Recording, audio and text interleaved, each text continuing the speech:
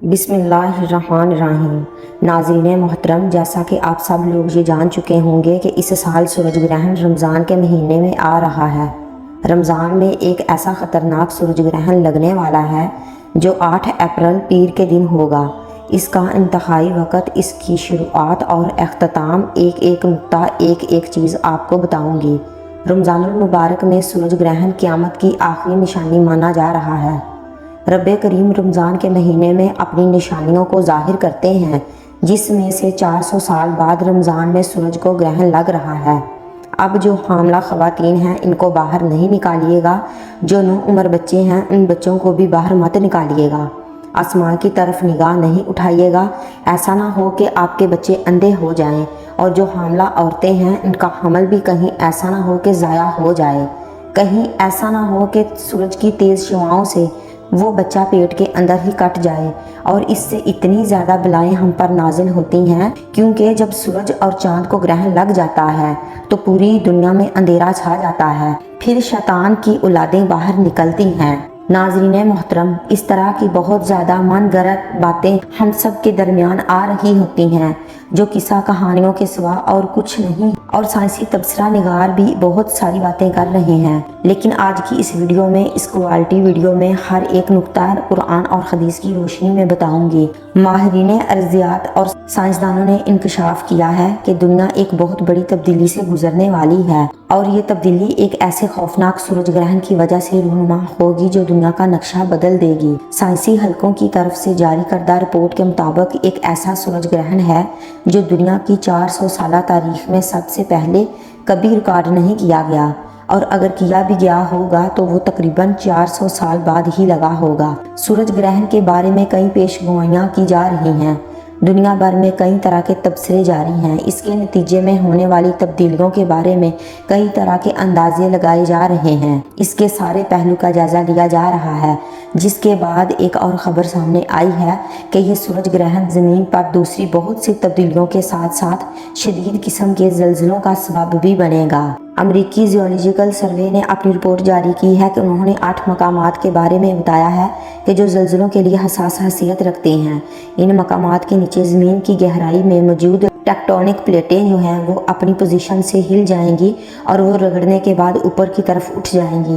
جو کہ زلزلے کی علامت ہیں۔ لیکن یہ ساری باتیں ہمیں نبی پاک صلی اللہ علیہ وآلہ وسلم نے 1400 سال پہلے بتا دی ہیں کہ زلزلے کس وجہ سے آتے ہیں، لیکن جو امریکی سائنسرز ریسرچ والے ہیں ان کے اندازوں کے مطابق زلزلہ سے تسلسل نہایت ہی شدت اختیار کرنے والا ہے، جو کہ بڑے بڑے شہروں کی نیست و نابود کر دے گا۔ ناظرین محترم، اس عالمی خبر کو اگر اسلامی نقطہ نظر سے دیکھا جائے تو کئی ایسے پہلو سامنے آتے ہیں جو ہم مسلمانوں کے تصور کو بھی بالکل بدل دینے والی بات ہے، لیکن سائنس چونکہ اسلام کو فالو نہیں کرتی، البتہ اپنی ہر ریسرچ انکشافات وہ لوگ قرآن اور حدیث کی روشنی میں ہی کرتے ہیں۔ سائنسدانوں کی پیش گوئیوں کے مطابق یہ سورج گرہن اسلامی مہینے رمضان المبارک میں واقع ہوگا، اور یہ اتنا خطرناک ہوگا کہ جو پوری دنیا کا نقشہ بدل دے گا۔ اگر غور کیا جائے تو یہ حقیقت سامنے آتی ہے کہ اللہ تعالیٰ نے جس طرح مسلمانوں کو قیامت کی بڑی بڑی نشانیاں پہلے بتا دی ہیں، جن میں یہ بھی کہا گیا ہے کہ قیامت کی سب سے بڑی نشانی کے ظہور سے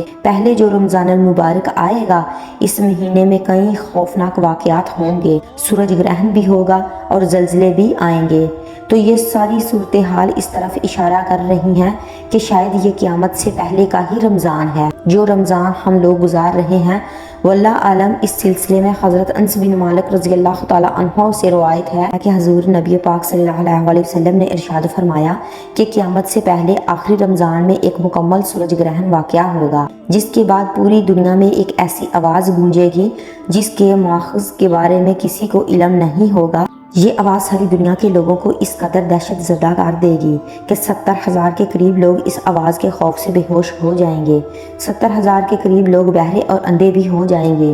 اس آواز کے بعد ایسے رمضان المبارک میں دنیا کے مختلف حصوں میں شدید زلزلوں کا سلسلہ بھی شروع ہو جائے گا، جس سے پوری دنیا میں تباہی پھیلے گی۔ انہی زلزلوں کے درمیان یا اس کے بعد دجال کا ظہور بھی ہو جائے گا، اور اس کے کچھ عرصے بعد اسلام کا آخری معرکہ بھی لڑا جائے گا، جس کے لیے حضرت امام مہدی علیہ السلام کا ظہور بھی انہی دنوں میں ہوگا۔ سورج گرہن کے اعلان کے کچھ ہی دنوں بعد ایک اور خبر امریکہ نے زیالوجیکل ریسرچ سروے نے ان کی طرف سے شائع کی گئی ہے، جس میں بتایا گیا ہے کہ امریکہ کے 7 سے 8 مقامات اس وقت زلزلے کی زد میں ہیں، لیکن میرے رب کی شان ہر چیز کے اوپر ہے۔ میرے رب کی ذات اور صفات سب سے اعلیٰ اور کن فیکون ہے۔ نبی پاک صلی اللہ علیہ وآلہ وسلم نے فرمایا، وہ آواز اتنی تیزی سے بلند ہوگی کہ ہر بندہ اس آواز کو سن سکے گا، لیکن وہ آواز کہاں سے آئے گی اس کا اندازہ کوئی بھی نہیں لگا پائے گا۔ ہمارے نبی پاک صلی اللہ علیہ وآلہ وسلم کی حدیث کے مطابق جو قیامت قائم ہوگی، اس قیامت کے اثرات اس رمضان سے متعلق اور مشابہت رکھتے ہیں،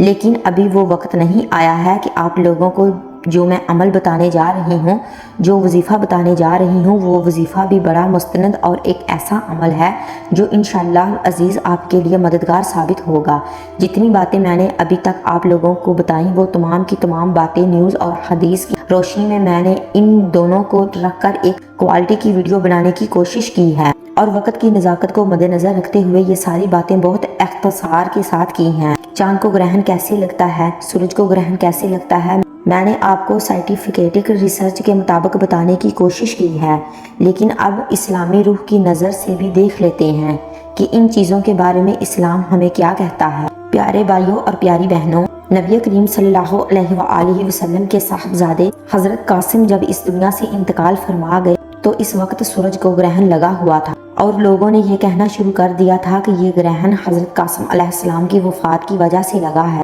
جب یہ بات نبی کریم صلی اللہ علیہ وآلہ وسلم کے پاس پہنچی تو آپ علیہ الصلوۃ والسلام نے فرمایا کہ سورج گرہن کا لگنا اور چاند گرہن کا لگنا یہ کسی کی موت یا زندگی سے کوئی تعلق نہیں رکھتا،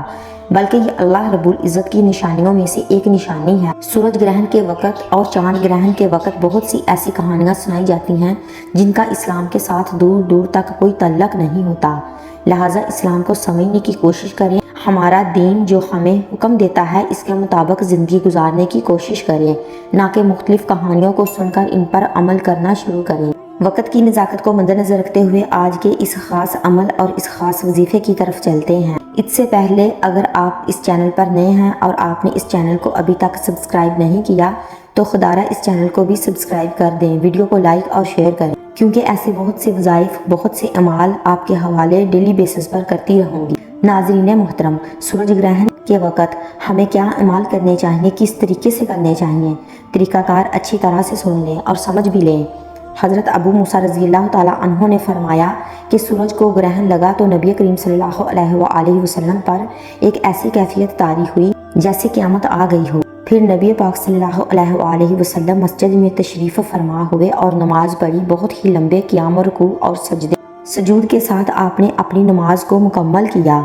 اور آپ کو صحابہ کرام نے ایسا کرتے ہوئے کبھی پہلے نہیں دیکھا تھا، تو انہوں نے دیکھ کر فرمایا کہ یہ نشانیاں ہیں جن کو اللہ تعالیٰ بھیجتا ہے، یہ کسی کی موت یا زندگی کی وجہ سے نہیں ہوتا، بلکہ اللہ تبارک و تعالیٰ اپنے بندوں کو ڈراتا ہے۔ جب تم ایسی کوئی نشانی دیکھو تو اللہ کا ذکر اور دعا اور استغفار کی طرف دوڑا کرو۔ تو میرے بھائیوں اور میری بہنوں، اس سے ثابت ہوا کہ جب بھی سورج گرہن لگے یا پھر چاند کو گرہن لگے تو آپ لوگوں کو کیا عمل کرنے چاہیے اور کس طریقے سے کرنے چاہیے۔ جب سورج گرہن لگے تو آپ نماز کسوف ادا کریں، یعنی کہ 2 رکعت نماز نوافل پڑھیں، اور جب چاند گرہن لگے تو نماز خسوف ادا کریں، اس وقت بھی 2 نوافل پڑھیں۔ ان نوافل کی نیت آپ نے ویسے ہی کرنی ہے جیسے آپ دوسرے نوافل پڑھتے ہیں۔ پہلی رکعت میں بھی سورہ فاتحہ کے بعد آپ کوئی بھی سورہ مبارکہ پڑھ سکتے ہیں، دوسری رکعت میں بھی آپ سورہ فاتحہ کے بعد کوئی بھی سورہ مبارکہ پڑھ سکتے ہیں۔ ایک تو عمل آپ نے یہ کرنا ہے، یعنی کہ نماز کسوف آپ نے لازمی ادا کرنی ہے، اور اس سال سورج گرہن لگنے والا ہے، وہ بہت زیادہ لگے گا۔ بالکل ایک لائن میں، ایک اسٹریٹ لائن میں چاند اور سورج دونوں آنے والے ہیں، یعنی کہ دن کے اندر اندھیرا چھا جائے گا۔ تو ناظرین محترم، باہر نکلنے سے اجتناب کریں، کیونکہ جو سورج اور چاند کو ٹکرا کر روشنی ہمیں ملے گی وہ روشنی ہماری باڈی کو متاثر کرے گی، کیونکہ روزانہ جو ہم لوگ سورج سے روشنی حاصل کرتے ہیں وہ ہمارے جسم کو تر و تازہ کرتی ہے، لیکن اس بار جو روشنی ملے گی بڑی منفرد ملے گی۔ تو آپ لوگوں نے بالکل بھی فکر نہیں کرنی، اور نہ ہی آپ نے یہ سوچنا ہے کہ میں باہر نکلا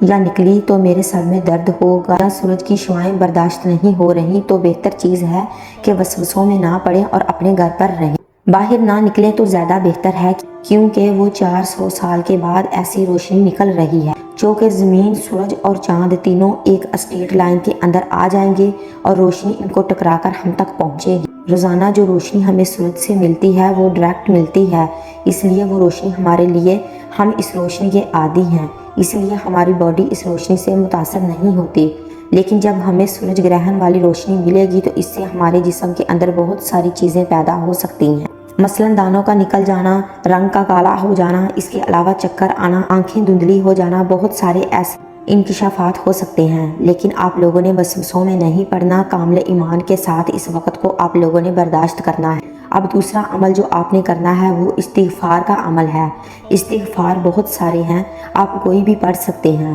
استغفر اللہ پڑھیں گے، یہ بہت بڑا مستند عمل ہے۔ اگر آپ لا حول ولا قوت الا باللہ العلی العظیم پڑھیں گے تو یہ بھی گناہوں کو بخشش کی طرف لے کے جاتا ہے۔ اللہم اجرنا من النار پڑھیں گے تو وہ بھی آپ کو اسی طرف لے کے جائے گا۔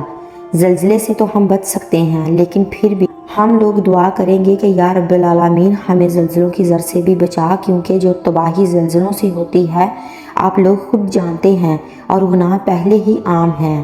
اللہ والو کچھ بھی ہو سکتا ہے، تو اس کے لیے اللہ پاک سے نیت بھی کریں گے اور دعا بھی کریں گے۔ گھر میں رہیں، گھر سے باہر فضول نہ نکلیں، بس جو ظہر کی نماز پڑھنے کے لیے نکلیں گے اس نماز کے لیے نکلیں کہ کوشش کریں مسجد اگر قریب ہے تو نماز کے لیے نکل جائیں، نہیں تو فرض نماز بھی آپ لوگ گھر میں ہی ادا کر لیں، گھر میں ہی جماعت کا انتظام کر لیں۔ اس طریقے سے بھی آپ لوگ اپنے گھر میں نماز کا اہتمام کر سکتے ہیں۔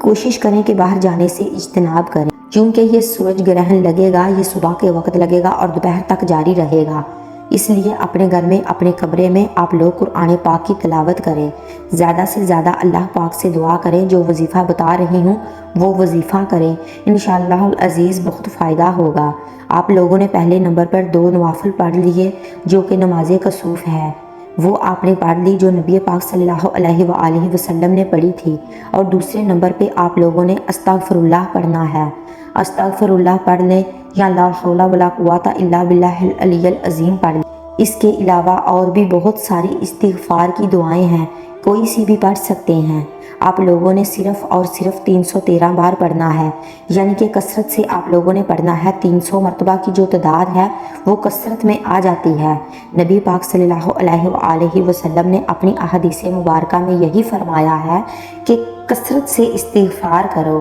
تو آپ لوگوں نے کثرت سے استغفار کرنا ہے۔ جب آپ لوگوں نے پہلا کام نماز کسوف ادا کر لی، دوسرا کام آپ نے استغفار بھی کر لیا، تو اب تیسرا کام کیوں نہ اللہ پاک کو راضی کرنے کے بعد اللہ پاک سے اپنے رزق کے لیے آسانی بھی کر لی جائے، تو آپ اب درود ابراہیمی ایک بار پڑھیں گے۔ اس کے بعد آپ لوگ اللہ پاک کا وہ نام پڑھیں گے جس کی میرے رب نے خود قسم کھائی ہے۔ آپ یا فتاح پڑھیں گے، یہ وہ نام ہے جس کی میرے رب نے خود قسم ارشاد فرمائی اور کہا کہ میرے نام سے کوئی بھی مانگتا ہے تو میں اس کو عطا کرتا ہوں۔ تو آپ نے یا فتاح یا رزاق دونوں کو ملا کر پڑھنا ہے۔ یا فتاح یا رزاق ملا کر پڑھا تو ایک بار ہو گیا، یا فتاح یا رزاق ملا کر پڑھا تو 2 بار ہو گیا، یا فتاح یا رزاق کو ملا کر پڑھا تو 3 بار ہو گیا۔ اس طریقے سے آپ لوگ یا فتاح یا رزاق کو ہاتھ کی انگلیوں پر بھی پڑھ لیں اور تسبیح کے دانوں پر بھی پڑھ لیں۔ آپ نے صرف اور صرف 41 بار پڑھنا ہے۔ اس کے بعد آپ لوگ دوبارہ درود پاک پڑھ لیں۔ درود پاک پڑھنے کے بعد آپ لوگوں نے ہاتھ اٹھا کے دعا کرنی ہے۔ آپ نے دعا ہاتھ اٹھا کر رب کریم سے ضد کر کے مانگنا ہے۔ آپ جو بھی مانگیں گے رب کی ذات 70 گنا زیادہ نوازے گی انشاءاللہ، کیونکہ رمضان کے مہینے میں 1 لاکھ کے بدلے 70 لاکھ سے نوازا جاتا ہے۔ دعا ہے کہ رب کریم میرا سنانا اور آپ کا سننا اپنی پاک بارگاہ الہی میں قبول و منظور فرمائے، جو مانگا مقدر عطا فرمائے، جو نہیں مانگ سکے وہ بن مانگے عطا فرمائے۔ اللہ تعالی ہم سب کا حمد و ناصر ہو، آمین۔